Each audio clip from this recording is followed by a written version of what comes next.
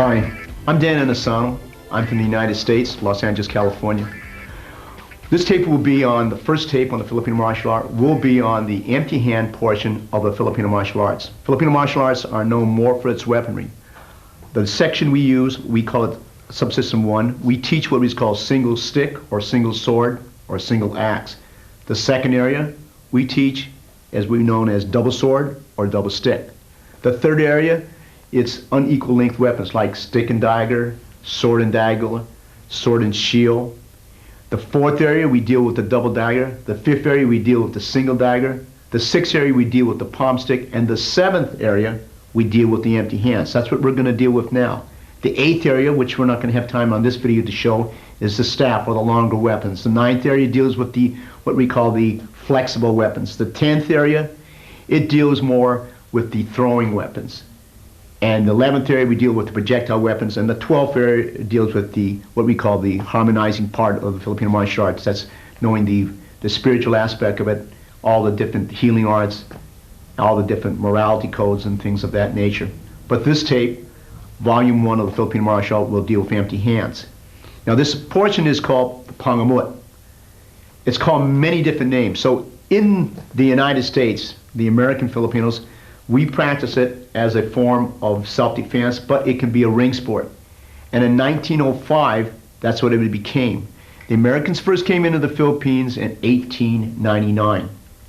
And when they came there, they brought the sport of boxing. But the art of boxing has always been practiced in the Philippines under many different names. Sometimes it's referred to as Pangamut or Panantukan, Suntukan. The grappling arts known as Dumog, Layog, Bano, Dechon, Kapulubud. Every area had a different name. So what I'm going to show you are the art forms that were taught to me by one is Grandmaster John Lacasu, who has long passed away. The other one would be the Grandmaster Lucky Lukai Lakai Sr. He's passed away. Comes from a great deal of knowledge. Some people say the art does not exist in the Philippines. I don't know. I've never been to the Philippines. I'm an American Filipino. But I'm sure that the art does exist in some form. Some people say it doesn't exist there now because karate, taekwondo has taken over there, and they don't practice the old arts that were originally there at the time and coming of the Spanish. So for my student Rick Young, I'm going to just show you some of the basics. Now in Panantukan, we go in left lead and we go in right lead. So I'm going to start right with the basics. Okay, we fight in the right lead and left lead is constantly switched, but the basics will be this. Okay. When the hand is out here, the lead punch, and the jab comes, we always try to monitor this hand here. At this point here, I'm going to mouse the brachial nerve or the ulnar nerve, which is the crazy one like that. I'm going to move the hand here, and then I'm going to follow with 3, just for the sake of understanding, okay? So we check, come back, in 3. Notice that I parry and check that hand over here. And then we're going to mouse the bicep or the ulnar nerve like that. I'm going to backhand or hammer fist, cross, body hook, cross. That's one of the ways we counter the jab. It's not the only way. The other way, rather than checking the hand here, we sungab the face here, which is the finger jab, or we palm the face. Again, I'm going to come out the same one. We either mouse the brachial nerve or the ulnar nerve here to impede the progress, throw the hammer fist, and then start with the cross, the uppercut, and the cross again. In Panantukan, we can use the elbow, and we can use the knee, we can use the shoulder, and we can use the headbutt, and we can grab and hold. That's why it's a little bit different. When it became a sport, in the ring, they had to modify some of the techniques. What I'm showing you is the old-fashioned Panantukan, as taught to me in Stockton, California, and in Los Angeles, California. Okay, the next one If you hit the sungab to the face here, he is then going to throw that punch. At the point, that's the elbow. Notice where my hand will throw his body off lever at that point. Excuse me. Okay, let's try that again. So we go 1. Notice when he punches with the elbow, and at that point, I will then throw the cross, the uppercut, and then the cross. One of many, many, many different variations. There are so many different variations on this, okay? Now, you notice when it comes again in slow motion again, if you go 1, okay, and I go across this way, you notice how equally, say, if you grab here, this is part of the art. If I shoot over here, this is part of the art. Notice how it's placed on my knee. Notice the cross, the hook, and the cross. This is the Panantukan that was taught to me. You're going to see that a lot of movements look very silash, and that's because I have one instructor named Grandmaster Leo Gahi. He told me there's not any difference between the Burr Salat and a lot of the Penjok Salat systems and a lot of the Kuntao Salat systems of the Philippines, because they're very similar to Dumog, Panantukan, because at one time they were part of the greater Majapahit Empire, which include many different countries, which I won't go into right now. But right now I'm sticking to what I was taught at that time period. You notice closely, so we have 1 entry, just to review again. 1 entry was to check the hand. 1 entry is to hit the face or the eye jab. Okay? After you do this entry, we monitor the other hand. That's one of the variations. Notice the elbow here. Notice I can hit with the forearm right here. Notice the off-balancing portion here. This is when we strike. Okay? Strike and then elbow and elbow. It can come into many different ways because we want to set the person off balance. Now the other way we can do this is what we refer to as the vertical gunting or the vertical scissor. You notice that we tap one like this and we shoot the hand here. You notice how the body swings to here. Notice how we come back to this position. I strike, and I strike. Okay? These are just some of the many ways. It's very hard to show the entire system. Again, on slow motion again. Notice a double tap. Notice a shot. Notice how now I pick my hand. Notice his hand, how it comes into the shoulder. Notice how I cradle the jaw. There's a leg to it. Look at the ear. That's where the shot is going to be at that point, because we can hit in Panantukan when the person is on the ground. You can't do that for Western boxing. So in Western boxing, you have to adapt the game, particularly in 1905 when 2 methods stayed as a martial art supplement and another method turned as a ring sport. Okay, so again, to review again, we had 1 entry. We call it pasok. 1 pasok is to parry the hand and trap the hand. 1 pasok is the eye jab or the hit. When I use the word eye jab, because it's okay to do it in Filipino martial art. And then we had the gunting when we came out, like that. If we were to hit again now, notice this possibility of how it hacks, because it follows the movement of the stick. At that point, I just move the body here. That's when I now start the barrage with the overhead, the uppercut, the elbow, all those different variations. Okay, one more time again, okay? So on the possibility of here, and he strikes here, that's 1 elbow. But if I go out, notice where the hand is, the hacking. These are all forearm shots. And notice where the off balancing comes from. See, because that's where you want them. Notice how unstable. If I just pull my foot like this, you're going to see how easy the balance is going to come out. Okay, so his balance is going to come out. We have to do this slow because you won't see it. Because if I flurry this, you're not going to know what I'm doing. Okay, so that's why I'm breaking it down at a very slow pace so you can understand this. Okay, now if we can hit high, see, obviously, we always monitor where the rear hand is. We can either step or hold, and see how I hold my body, my armpit is over. Notice where his neck, head is. Notice the shot here. Notice the slight twist. See, that's where you hold the head up. You start to hit. Palming the back of the occipital bone, hammer fisting here, or straight hitting here. And this is on the rib cage, which makes it very, very painful. At this point, see, there's a wrench here. If I switch over the base here, see, there's a wrench here. This is when we go into Dumo. Okay, these are all the various different entries. Now, when we deal with this front hand, we can deal with it in many ways. 1, we can catch it. 1, we can parry it. 1, we can scoop it. This is called Dakut. This is Paawas. This is Dakut. Dakut is movement. Then we have Waslik. Notice how I monitor the other hand at that point over here. Okay, then you have what we call Gunting. The Gunting is hit back. So we can straight and Gunting back and then come into to the target. Or we can vertical gunting and we shoot it here. Or vertical gunting and hit the back. See, and then comes the hammer fist. Because in Filipino boxing, they do a lot of number ones and number two that you normally will not see in conventional Western boxing. It's funny, the older Filipino generation told me that when the Americans first came to the Philippines, most of them fought in kind of a John L. Sullivan stance. So they always depict all Americans, particularly Navy, Army, Marine Corps, because they always used to fight in sort of a John Sullivan pose like this. But they watched the natives there, this is 1899, and they watched the natives there and they noticed all the hands were in. They had lateral footwork, they moved a lot, because it is based on the knife, the movement of knife. Okay, if I go back to this again, we just look at this closely. You have a catch, which we called the kup. We have a parry, which we call paawas. We have the kut, which we have the hand here. If we do the kut, we always search for that hand here. We have waslik, which we throw the arm here, which moves the body here. We have the gunting, which is here. We have the sungab, which is here.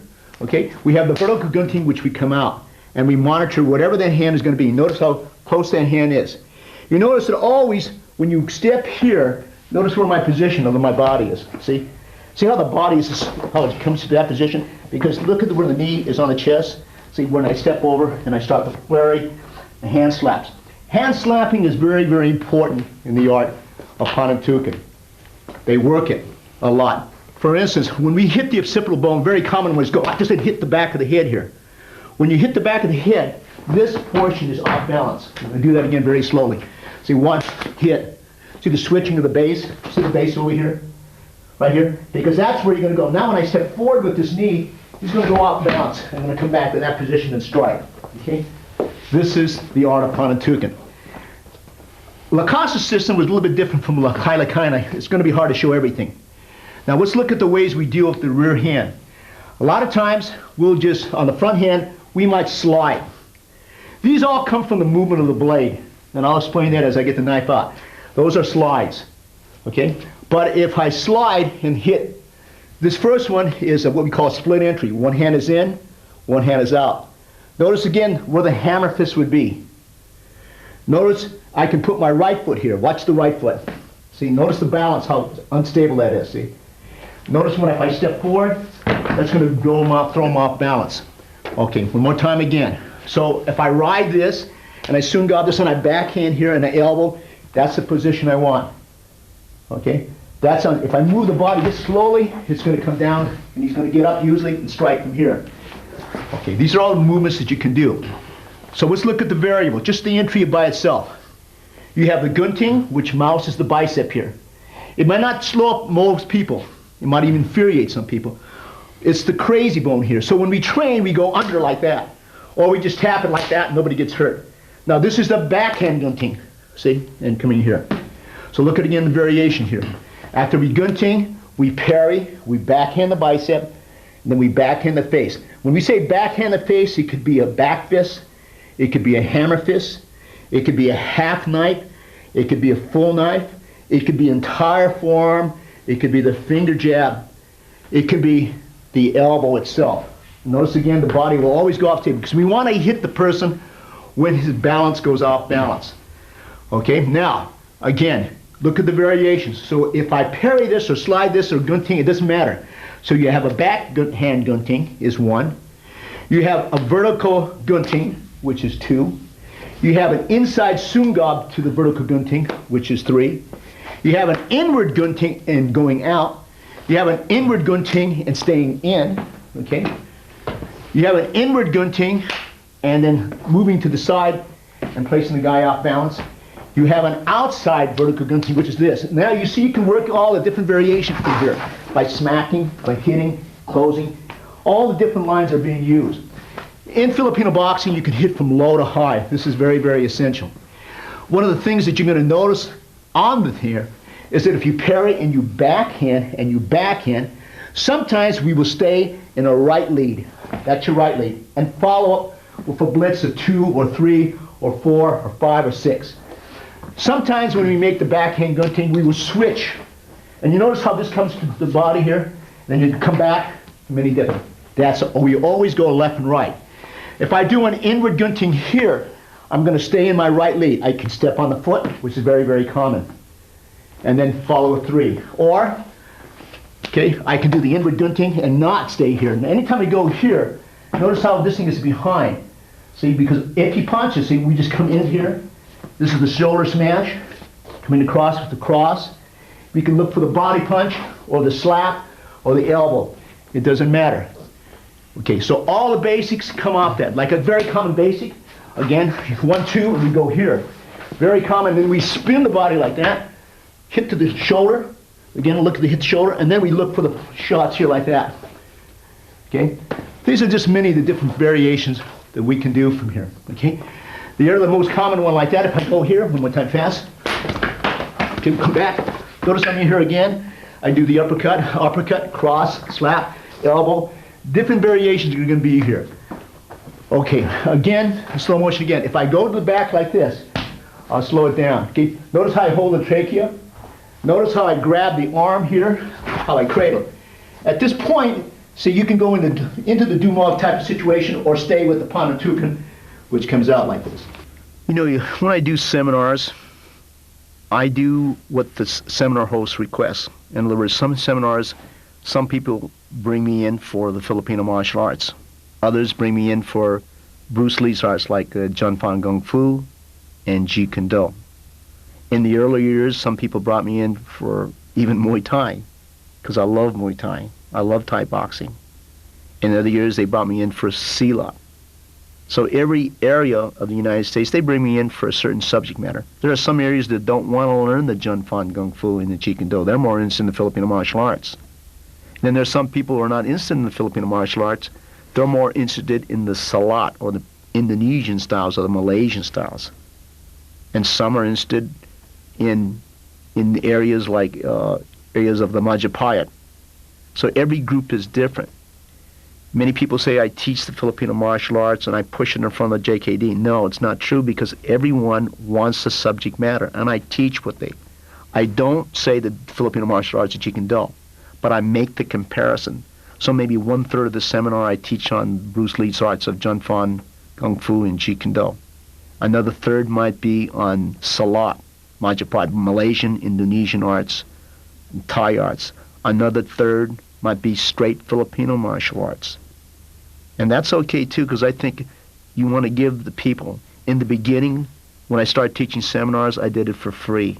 You ask anybody. You ask Larry Hartz, who was my best friend. I used to go down and teach at his school, pay my own plane fare to North Carolina, which is pretty expensive, to upkeep him in Jun Fan Kung Fu and to upkeep him in the Filipino martial arts, to update him.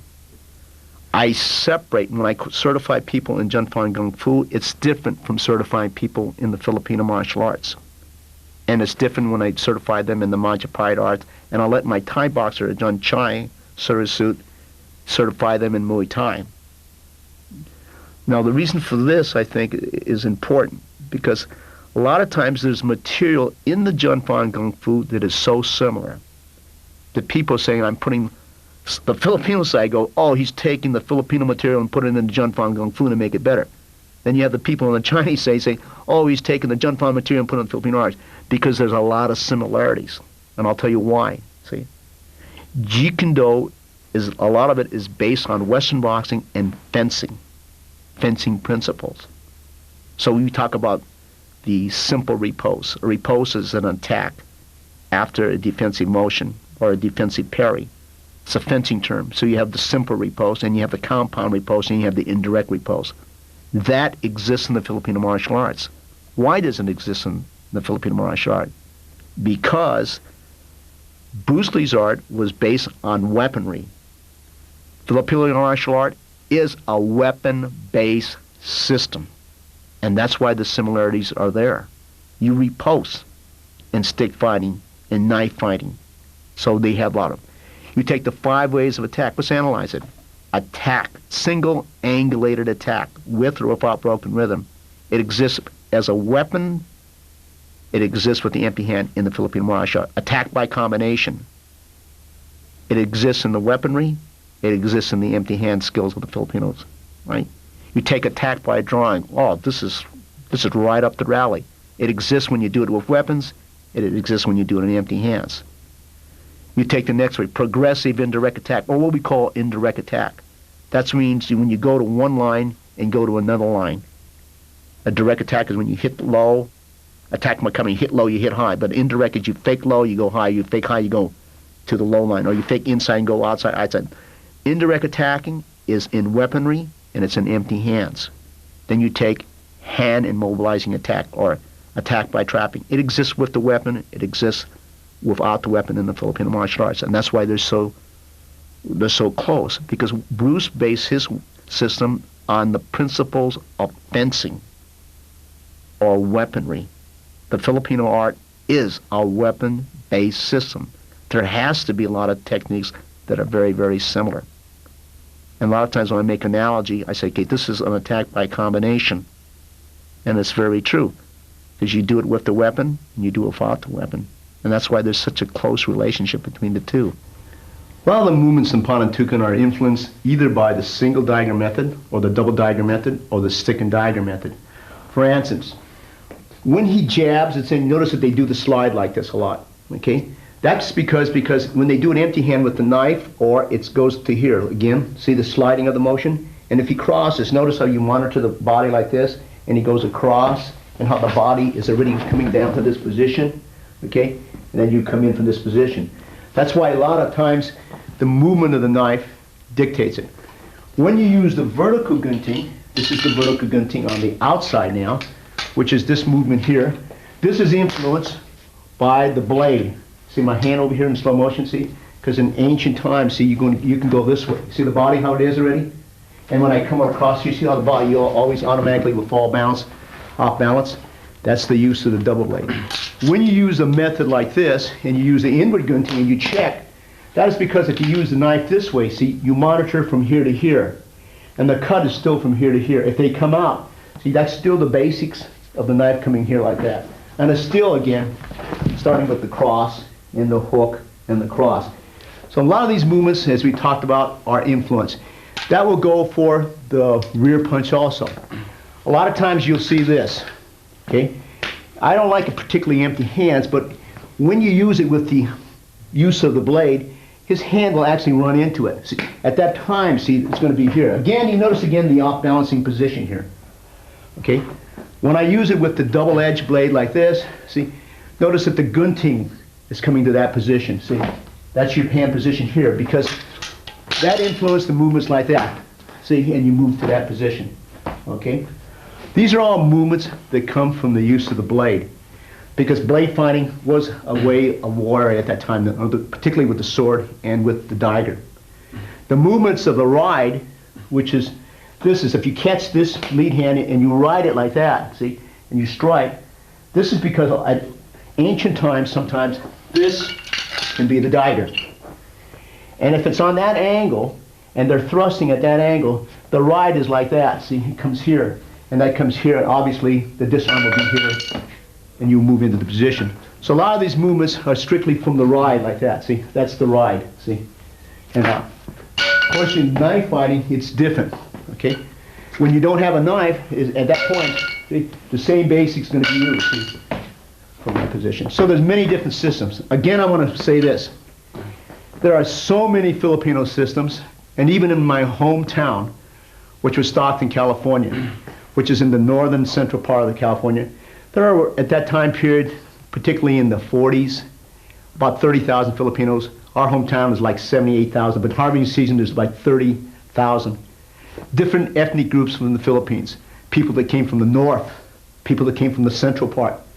The Visayans broken down into the Ilonggos, Cebuanos, Bulacanos, Waray, all the different groups, few people from the south. And if you go to any Filipino system, each Filipino system, they really believe that their system is the best.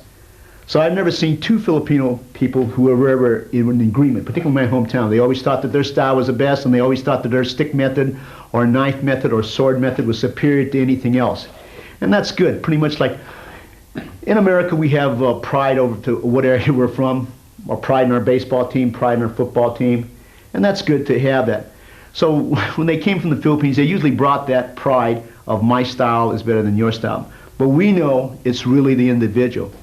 You can take a very athletic person who has good attributes, put him in probably the worst system, give him the worst teacher, and he will become good because of who he is. Likewise, you can take a person who's not as talented, put him in a system, let's say, that is very, very efficient and a very good instructor, and he can rise from what I call a low level into a very high level of martial art. So again, if you take any of the basic opening of the movements, like if I go here and they hit that motion here, again in slow motion, it's like that. See, it's taken from the diagram, either this way or, see, this way, and then moving the body back and following it this way. So motion, I'm not trying to show you knife fighting in this video, I'm just trying to show you how a lot of the movements were related to knife fighting. Many people feel this art is dead in the Philippines. I don't think it is. I think it's just probably more secretive. In my hometown, they didn't really teach it out openly. So if you were a Filipino, I would say that less than only 3%, maybe 5%, particularly in the 40s, 50s, and 60s, knew the art. After World War II, a lot of people did not want to teach the art. They were tired of fighting. It was World War II. There's been a lot of killing. And so many of them knew the art, but did not teach their children, which was a shame because they lost a beautiful art form and a beautiful survival skill, which I think is very, very important. But it was so interesting that it was a very efficient art. And this Panantukan tape that I'm making, Panantukan, again, is just one aspect of the Filipino martial arts. So it has many different aspects of it. There are strikes, and not everything in any art is 100% good. There are some systems. Okay, well, let's look at this. Why the number 1 and the number 2? A lot of times we would practice in solo angle 1 and angle 2, and then we would cross, then we would uppercut and cross. Then we practice on this 1, 2, cross, uppercut, cross. Because the number 1 and number 2 strikes are very, very important. We hit with the hammer fist, we hit with the forearm. Okay, in other words, if I tap that, the number 1 is hit on the bicep. This motion alone, see, will move the body off balance, see, because you're using the fist and the entire forearm. For the sake of the demonstration, you notice how I come back with the forearm? And again, you're going to follow with the cross, the uppercut, and the cross. Okay? Sometimes we see if this is angle 1, okay? Angle 1 in the Filipino martial arts, most Filipino arts, because every numbering system in the Filipino martial arts is different. This is what we call angle 1, whether we hack it or whether we slice it. Whether we come from this angle, whether we hit with the elbow, whether we hit with the forearm. So this angle 1 strike actually smashes here, but it can also smash the bicep and then hit number 2 here, and then notice how we step on the foot? That puts the guy off balance when we move. There's a lot of off-balancing parts in this, okay? So look at it again. We call this short 1, long 1, 2, angle 2. Then come back to the cross, the uppercut, cross. That's just one of many, many different follow-ups. What I'd like to show you why it was necessary to learn empty hands. There are some Filipino systems that have the double stick, they have the single stick, they have the stick and dagger, they might have dagger, and they might have staff. It is essential that they have the empty hand skill because no matter how good you are, at one time or another, you will lose your weapon. That's how the empty hand portion of the Filipino martial art probably evolved, because when they lost weapon. If you're a good man, they say you will never lose a weapon. But sometimes you might. So under this circumstances, I'm just going to give you a common scenario. If I do the rook block, and he came in and he snaked, and he came out, and I came out here, see, I would now go into the empty hand skill. Okay, this is where it's very much necessary, whether I cross and uppercut and cross and went into another part. Or sometimes there's a possibility, like in close quarter stick fighting. Just, again, he might snake here. I might come to here, I might take it out again, I'm on elbow, and again, see the body balance over here, and I follow off with the cross, the uppercut, and the cross. Okay, and this other point over here, sometimes when he does, and I do the rook block, okay, I'm going to move him over here so you can see over here, and he inside deflect with the stick here like this, back like this, and you strip, okay, sometimes you push this portion here, and start with the cross, see, this is the uppercut, the backhand, and then the cross. Other points, if you do the rook block here, okay, and he did the inside deflection first, and he snaked, you notice that how he's monitored? This would be the disarm. This would be the kick, this would be the punch, or you can go to the headbutt, you can go to the knee, you can go to the elbow, and then you're going to come back to this position here, and then lock it from that position here. So this is probably why the empty hand skill was needed, because at one time or another, you would lose your weapon. I'm not going to bore you with all the different types of footwork, but the most basic one we have is what we call the open triangle. Okay, this is called the reverse triangle, and this is a basic, and usually we used to practice this for a time. This is what we call the reverse triangle or the female triangle. There's another triangle which we call the male triangle. And when we work on, we go right lead, we step in here, we go left lead, move the base, and then we're going to come here. This is very common because you can move inside the plane, moving across the horizontal line, and then coming in, moving back and this way. Then we have what we call lateral triangle. This is when the triangle is like this. This is very common. Your foot is at the corner, so your right lead is forward, and notice my right shoulder is forward, right shoulder forward, right shoulder. But it also can be done left shoulder forward, left shoulder forward, left shoulder.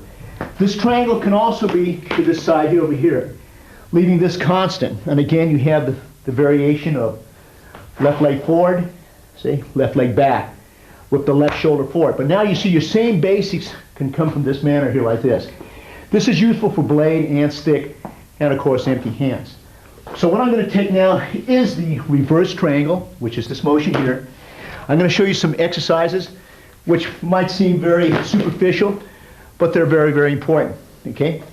So what they used to do, because the number 1 and number 2 were constant, we would do this: step off and do angle 1 and angle 2, then cross, then uppercut and cross.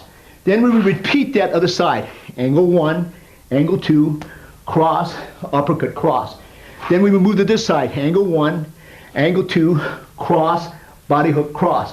Then we move to this side, okay? Angle 1, angle 2, cross, body hook, cross. Then when we move to this side: angle 1, angle 2, cross, tight hook, cross. Then we move to this side: angle 1, angle 2, cross, tight hook, cross. Then we move to this side: angle 1, angle 2, cross, slap, cross. We move to this side over here: angle 1, angle 2, cross, slap, cross.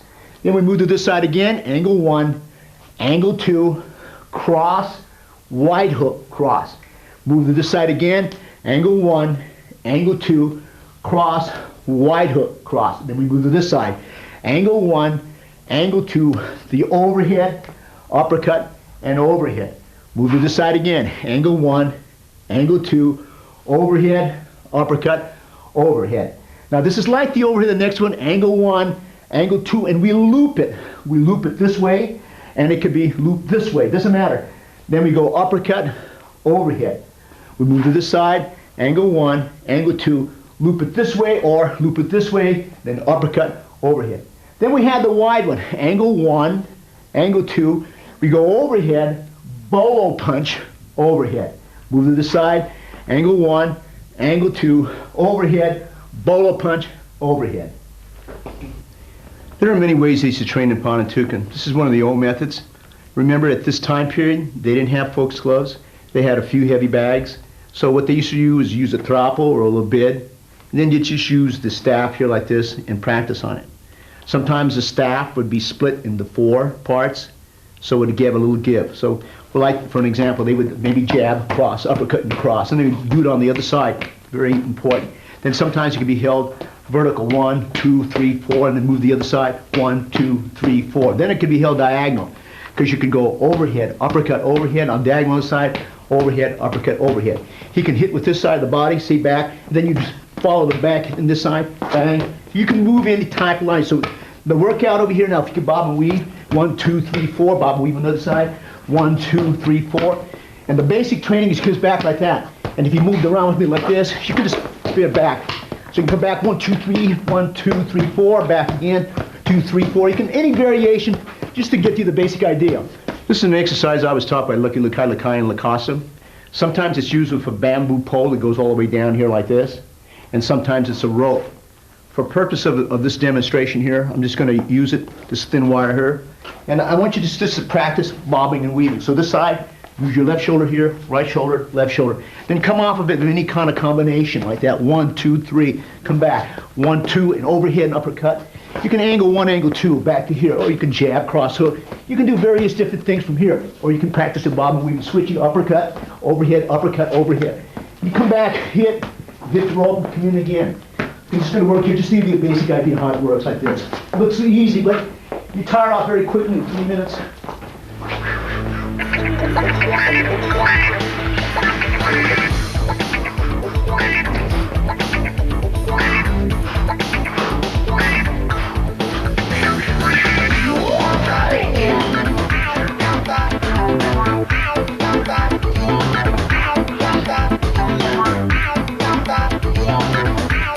My first teacher that studied martial art was my uncle.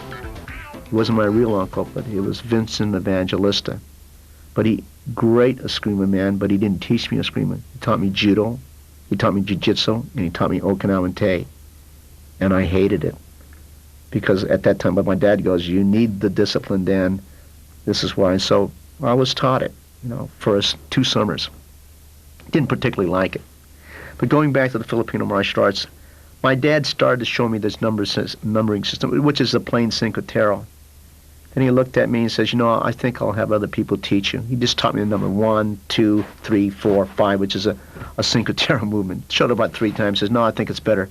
So he had my Uncle Ramos teach me, and that was actually my first teacher. And he taught me empty hand skill, like, double parry and strike with that hand. He taught me he was my first mud teacher also, it's my uncle. And he sort of cooked for my father. He was the camp cook. A lot of Filipinos lived on agricultural camps. And so that was my first exposure. Later on, as I got older, I took the Japanese martial arts, I took Okinawan martial arts, I took Korean martial arts when I was in the military service, and I took Chinese martial arts.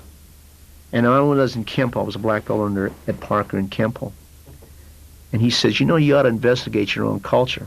So it was Ed Parker that sort of my own culture? He says, yes. He says, I said, well, isn't that just the sticks? And he said, no, there's more than that, Dan. You should check it out. And that's why I went.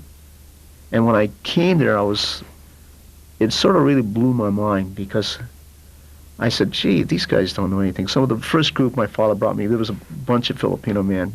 And he says, you're going to learn. And my dad was really like, because I never embraced anything that was Filipino. Never. I was more interested in names like Joe DiMaggio, Mickey Mantle. Those are baseball players. I was more interested in Johnny Lujack, who was a football player, Sid Luckman, Bobby Lane, Eddie LeBaron, people of that time frame, And I had no interest in that. And so my father was so happy when I started to take something that was Filipino culture. My dad could speak 12 dialects, which is very, very rare. Along with speaking 12 dialects, I think he could speak like 5 languages along.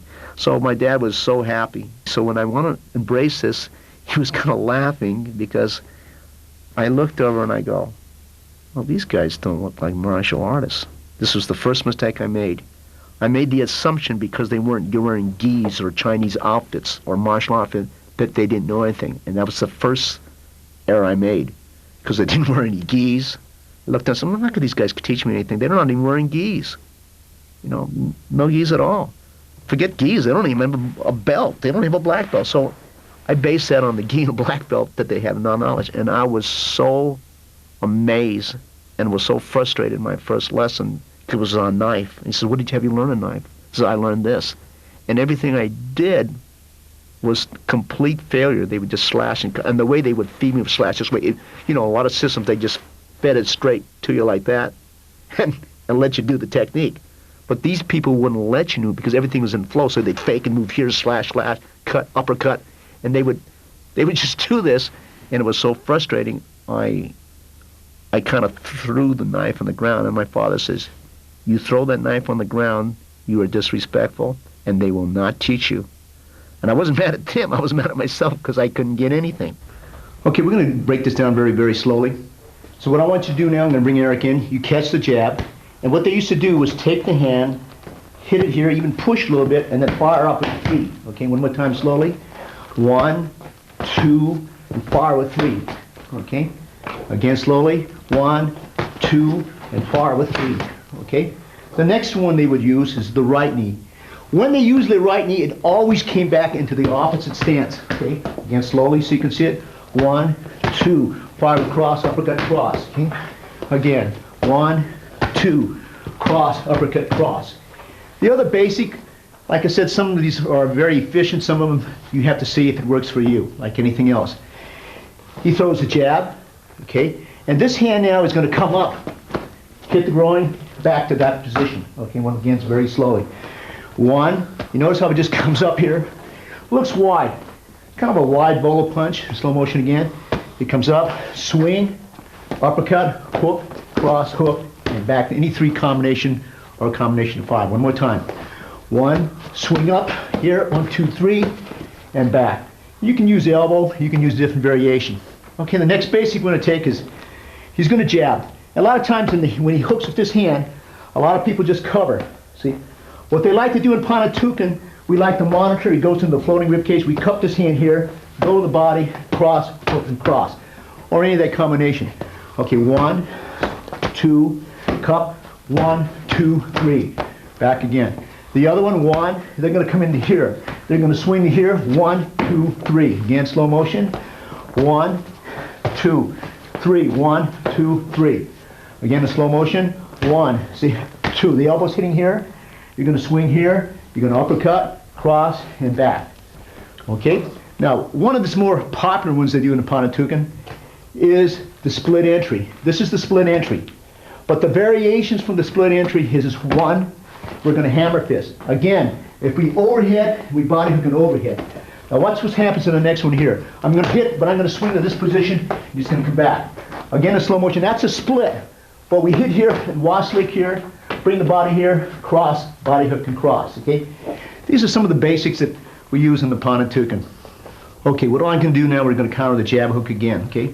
So when you catch it, you're going to step out to the side. Notice that gives you the angle, because in case he does punch, this is going to move him back and uppercut and cross. Look again in slow motion what's going to happen. See?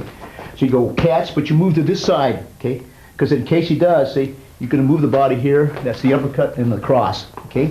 One more time, very, very slowly. 1, 2. Okay, if he moves, see, you can either touch the hand or the neck, okay?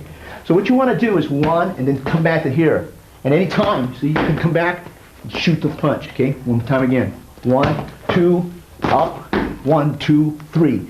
Okay? Now, you can also move to this position, which opens this line here. That's why you're going to crowd again to come back to that position. 2 uppercuts, slap, and then cross. One more time again, slowly. Okay, we'll move over here just a little bit. All right, so here's a jab. Okay, you're going to move to here, which opens you up to here. So you want to cross in here. See, you can elbow. You can do the first uppercut, second uppercut, the slap, elbow, or punch. One more time, very slowly. Okay, 1. You want to move to this position. When he punches, you want to crowd it. You can slap the ear, you elbow, which gives you the left uppercut, the right uppercut, the slap, and the elbow. Last time, very, very slowly. 1, move to this side here. Wait for the punch, start the elbow, left uppercut, right uppercut, slap, cross, or elbow. Okay, let's watch this from another angle. Let me try to explain this a little bit slower too. You see over here, when he jabs and he hooks, if you do it out here, see, you're going to get hit by this shot here. So what it was taught to be by Costa, see, if you move in tight here, you notice how I'm sort of jamming this thing up, but in the process, the elbow comes up, the elbow strikes, you backhand, you do the uppercut, the slap, the cross, or the hold and elbow. Okay, this is very important. Again, if you stay out here and you do this, you're going to get hit here. If you stay out here and you do this, you get hit here. So they said, the nearer you are, you're going to come up here with the elbow, see? You're going to elbow again, the hammer fist, the left uppercut, the right uppercut, the slap, the elbow, or the cross. Okay, one more time very slowly, okay? You want to crowd as much as you can.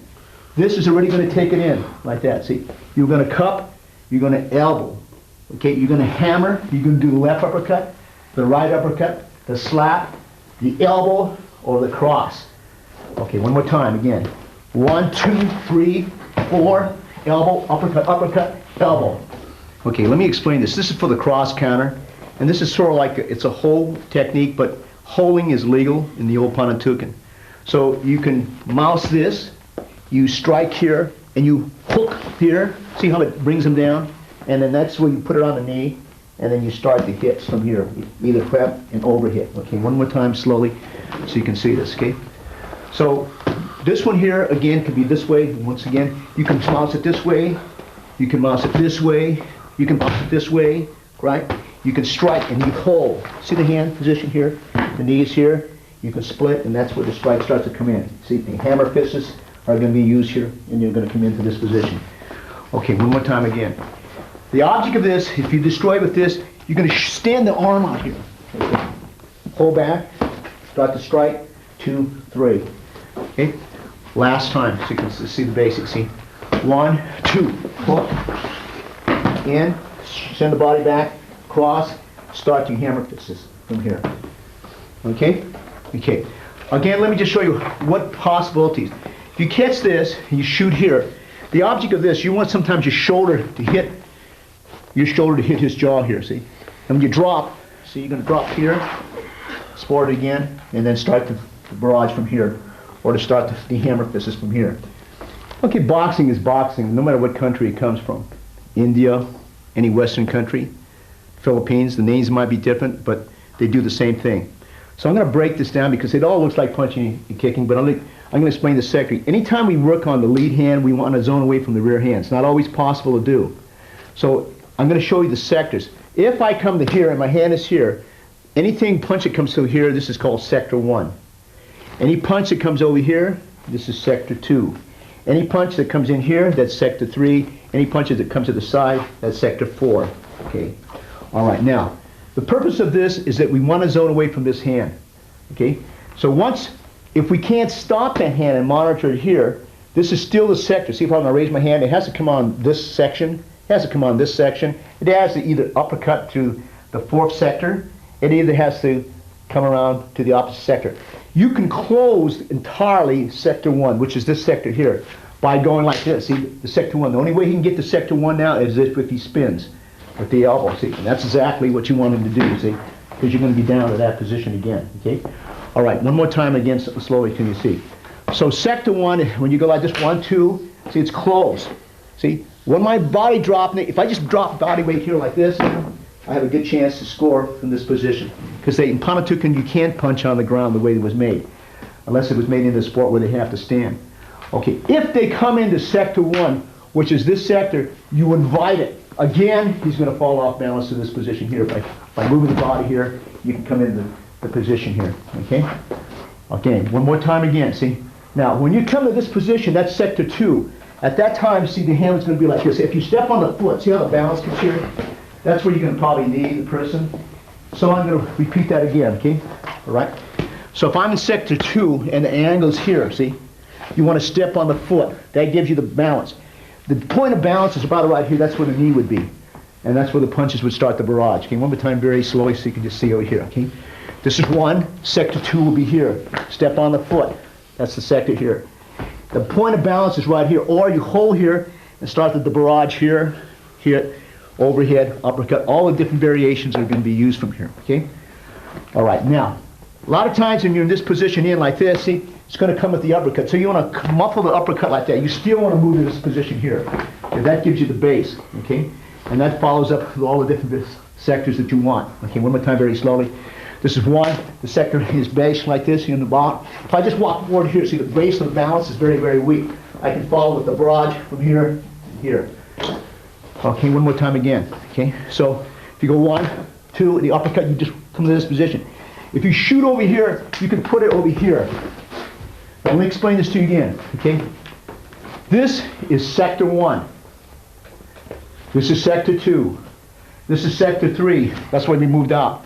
And sector 4 sometimes comes out to the side here like this. See, but it's still the same balance that's being pushed out to here. Now, on the same token, on the footing, if I put his foot over here, when your right foot is out here, we call this sector 1. We call this sector 1. When we step on the foot, this is sector 2. This is sector 3. And we step inside here, this is sector 3. If we step with this foot, it's still sector 3. If on the opposite side, we start what we call sector 4, which is here. 5 is on the toe, and sector 6 is outside. There are 6 sectors on the foot. For instance, if he jabs, and we come in, and he throws a punch, uppercut, or overhead, doesn't matter. Okay? Now I can step in sector 1, or I can step on the foot for sector 2, or I can come in with the right foot in sector 3. That's sector 3 at that point. If he draws back, see, I am now in sector 6, or I can step in sector 5, or I can place the foot here and move into sector, another sector from that position, okay? So these are what they call blocking the sectors, okay? So that's usually what they try to do, is 1 is here, 2 is here. If your knee, and he would drop back, see, I am moving now into what sector? This is now 4, and you can pull it here, which now gives you the overhead, overhead, and overhead. Or you could have stepped on the foot, one more time, see, and back to the hand position, and you elbow and your knee, let's say he steps back. Now you notice I step on the foot. That's sector 5. Okay, if I move the body this way now, this is sector 6. When I wrote my first Filipino martial art book, you know, a lot of Filipinos did not want to be in the book because they wanted their privacy. So I only put the book, people in the book that wanted to be in the book. And when the book came out, people said, Dan, you should have put me in the book. I said, but you told me you wanted to be private. I said, no, you should have put me in anyway. So I could never really please everybody in the community. And then I realized how large the Filipino community, because people would write them a book and say, Dan, that Filipino book is wrong. You misspelled this word. It's supposed to be spelled this way. And then, Dan, you should have put this in. You should have put this in. Like knife techniques, they didn't want in the book. So I honored the people in the community, so I didn't put the knife techniques in the book. But that's my first exposure. And my dad would introduce me to people like Lacosta. He would introduce me to people like Illustrissimo, you know, Sugatan, you know, Sarmento, Cabalas, Leo Horong, you know, probably leaving out some names I can't. And from then I started to do my own research in the LA area, where I found Apalado, I found Uvalis. Lacosta was, of course, he was living in Stockton and Los Angeles, which was nice because I could study with him in Northern California, and then he would come to Southern California, so I got to train with him both in Southern California and Northern California. And then I found out that there was just a tremendous amount of knowledge from like double stick, which translated into double sword, single sword, and there's so many different shapes of swords in the Philippines, long and short. So it's a very versatile art. Because if you go back in history, the people that populated the Philippines came from northern India and southern India and from Persia, and they intermarried with the people from Indonesia, and then they came down. So there's many different waves. You know, we call it Proto-Malay wave. Indonesian class A, which is more of a northern Indian. Indonesian class B, which is more from southern Indian. They're more Dravidians. Then you have different waves, you know, we call the second barangay, the third barangay. This is what my father used to explain to me. So there were so many different types of Filipinos that came to the Philippines, and then in the United States it was the same thing. And almost every section of the Philippines, they have an art, and it's different. That's why there's a lot of confusion as to which is the correct Filipino martial art, and that's really hard. Because none of those guys agree with each other. But it's all very efficient martial art. I love it. Okay, we're going to take the low line, which we call the number 5 line, which is the low jab. Okay. Now this one here will look very similar to the Junfan Jeet Kune Do technique, but the one in Junfan Jeet Kune Do is a fuksao, like this. If you touch me over here again, it's a fuksao. As the one in Kali moves to here, see? Because when he punches, see, I know that I am in position here now to move him off balance. And that's what I want him to move off balance. Because once he's off balance, you can throw a barrage of 3 to 5 to 6 blows. Again, so you want to always make the line here, automatically elbows here, and you want to move the body here. That's a threat. Now, if you receive a low and you come in, notice the vertical gunting here, the elbow again, the knee, placing the body here, which now starts the barrage of different types of blows. Remember that in Panantukan, you can strike the person when he is on the ground, which is not in conventional boxing. But so therefore it's kind of useful skill if you're into a lot of no-hold-bar fights. Some of the techniques will fit and be applied. If I receive it here in the low line, he punches, I can use the gunting like that. In other words, I just hit over here. The same basic now is being used. See, the hand position again, and again he's off balance, and that's when you would fall with 2 or 3 or 4 or 5 barrages. See, sometimes I receive, and this is the vertical gunting inside. Notice where the hand slap is here. See how the body? Look at the body position over here. That's when you would start the barrage of 3 or 4 or 5 for that particular thing. Now what they like to do is not even deal with this hand. because in stick and dagger, we don't want to deal with the dagger because the rear hand is always dagger, whether it's a right lead or left lead. So what we want to do is either monitor it here and then crash the body here and then turn. Notice where the hand is at. Notice where both hands pat like this. So the knee will buckle here. That's where you want to have the shot of the angle 1, the angle 2, the angle 3. One more time again. Okay? So again, we want to monitor where that hand is. Okay? If we monitor the hand, we can also gunting come in, strike it, move up the line, come underneath. We want to tap this, buckle the knee, hold on to the jaw like this, and that's going to barrage to the elbow, follow with the overhead and striking. This is very, very important. Okay. Now the other thing that you can do, and it's very, very common in Panantukan, either you're going to enter with this one, either you're going to enter with this one, either you're going to enter with this one down here, then you're going to swing the body this way. See how the body comes to me here? Look at this. Look at my shoulder. Look at the elbow. Okay. Look at the knee. Look at the position of the body line when it comes to that position. And that will strike now the barrage of strikes. Okay. Moving off over here again. Okay. So it doesn't matter what entry. What we want to do is zone away, because at this point, see, he can hit me with his hand. So what we want to be is here. See, if we just spin like that, see, that's where the uppercut or the bowler punch comes to the throat. That's where the elbow comes. Both strike back here. That's where the push comes. That's where the strike starts coming, and you strike. You want to be able to do this, okay? The other one that's very common, particularly in the Lacoste system, once we monitor it like this, we strike, we use the forearm to the nose, okay? And we start the barrage here like this, okay? One more time again. Okay, slowly. So once we make this motion like that, slowly, see the hole here? Now watch my forearm as he tips the nose, sorry. And we strike here and come in again. The one, probably, like we have what we call favorites, non-favorite. Once I come here like this, I move here. See how there's overarm hooks here to this position? That's the break, where we come here and we start the barrages like that. Okay. One more time slowly. 1, 2, grab the throat. Notice where the arm is going to overhook. Down, control, wrench, start the barrage, and strike. Okay? Now, one of the other ones they do from this position here, once they're here, they come down here, we go up to the throat, okay? Now, we're just going to pull down like that. See, this makes the shot now available to strike 1, 2, and 3. You'll see a number of a lot of 1s and 2, with people say, well, that's in boxing. But in Filipino boxing, they do angle 1 and angle 2 very prevalently, okay? When you go like this, that is already in the eye. See, all you have to do is crowd now, see? So when you're coming into this position, see, what you want is the hand to come over, see? And top bottom is push, down, and then start the barrage. 1, 2, 3, 4, 5. Again, last time, so you can just see the basic. Any entry is going to work. So you can come in here, switch, hold the head, start the barrage, and finish. I'd like to thank Eric Paulson of Los Angeles, California, and Rick Young of Scotland for helping me in the performance on this video.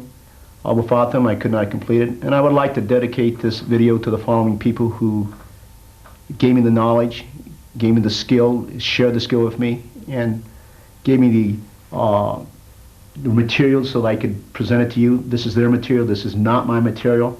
So I'd like to thank them. First in line, I'd like to thank Grandmaster Flor Villabreo, who's now passed away, and his foremost student, Ben Lagusa, Grandmaster Ben Lagusa, who's now residing in Hawaii. I would like to thank Master Regino Illustrissimo of the Illustrissimo system, who's passed away. I would like to thank my father for introducing me to many of these people, and he's passed away. I would like to thank Grandmaster Tuhan Leo Gahi, who taught me a lot of the empty hand skills on this tape, and he is still alive and living on the island, in the islands of the Philippines. I would like to dedicate this also to Pedro Apalato, who has also passed away. I would like to dedicate this to Master Leo Hurong, who is still alive and living in Stockton, California, and to Master Pascual Avalos, who is also living in the Philippines. I haven't seen him in a long time, so I think that he has passed away by now. And I would like to thank this to Jack Santos. He died at the age of 96, and he has passed away. I would like to also dedicate this to Grandmaster Angel Gabales. He also has passed away, Grandmaster. I'd like to dedicate this to Dentoy Revlar, who is in Stockton, California, to Master Gilbert Tinu, who is also passed away in Stockton, California, to Johnny Eliab, who's also passed away, and to Master Samson Denson, who's living in Southern California. I'd like to dedicate this also to Guru Maximenta, who's passed away, and I'd like to dedicate this also to Master Sabing Sabing in the Hawaiian Islands. He's also has passed away. To Master Braulio Pedoy, a master in Hawaii also, and he's also passed away. To my Uncle Ramos, who was actually my first Eskrima teacher and Pangamoa teacher, and he's also passed away. To Guru Lantanyao of the Villabrayo system, who assisted me when I was learning the Villabrayo Lagusa system, and to Grandmaster Edgar Saluti of the Lameko system, and he's also passed away. I'd like to dedicate this to Kakar Kinyeti, who's been so inspirational to me in his knowledge of the Dosi Power system and the Filipino martial arts in general. And mainly to these two men, because they taught me a lot of the material that you have seen on this tape. That is to Grandmaster Johnny Lacosta, or Juanito Lacosta, and Grandmaster Ted Lukai Sr., and most of the material that I took from this tape came from these two individuals, so I want to thank them for this. And without them, I couldn't have had the knowledge that I was presenting to you in this video tape. So I want to thank you very much. You know, the 3 points of the Kali Triangle is love, compassion, and humility. And sometimes they use this symbol like here, love, compassion. Love is the highest art. I was always taught that you train very difficult. In ancient times, you trained so hard, not for the sake of killing people, but for the love of your family, for the love of your mother, your father, your children, in those ancient days, your tribe, and of your body. It is the love of life. That's why you train so hard, so you can preserve life. So that's why love is the highest, because you want to preserve life, not to kill life. But the training in Kali is to preserve the life, the love. You don't want anything to happen to your family, your mother, your father, your children, your cousin, your uncle, your aunts, right? Or the tribe. So you train hard, so that will never happen. So you have the security because you love people and you love life. Humility is because no matter how high you get, you have to always remember you'll always be below the Creator, period. And in fact, that's one of the principles. No matter what you have achieved on earth, you'll always be below the Creator. When we see a person who is so much skillful, we don't look at admire the person, we admire the Creator, because the person was made by the Creator and God gave him the attributes to be good. So that's admiring the Creator's product. Just like you say the Creator made these mountains, it's so beautiful. He made the ocean, He made the rivers, it's so beautiful. That's a product of the Creator. So a good person, whether he have a good voice or whether he's very, very good and skillful in the martial art, we admire him, but we admire the Creator because the Creator made him. Okay? Compassion, because sometimes in compassion, you don't want to do anything to a person that any harm to happen to you, so you're compassionate. You know how to use the art. You know how to injure and degree. You wouldn't want a guy to harm you, so you wouldn't do it to another person. So that's the compassion you have for mankind. So that's why we have the love, compassion, and humility. Those are 3 important points, and they really stress it. If your Kali teacher is traditional, he will stress that. Even more, on a daily basis, or every time you come to train, he'll start off. And that's why the salutation, when they come in, they look into the portal of the triangle of love, compassion, and humility. Because there's always going to be somebody better than us, and all skill is from the Creator.